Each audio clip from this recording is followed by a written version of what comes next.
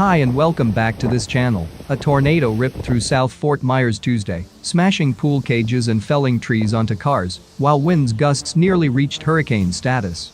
At least one person was injured Tuesday, according to interviews conducted by the news press on the scene. We were able to get our storm survey completed, and we did find a short-lived tornado, said Austin Flannery, a meteorologist with the National Weather Service in Ruskin. We are estimating the winds to be 95 miles per hour, and the tornado was on the ground just over a mile and about 2 minutes on the ground.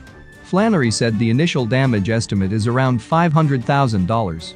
Wind damage could be seen in the Eagle Ridge community, where pool cages were crushed and outdoor furniture littered across lawns. A palm tree crushed a car at one home,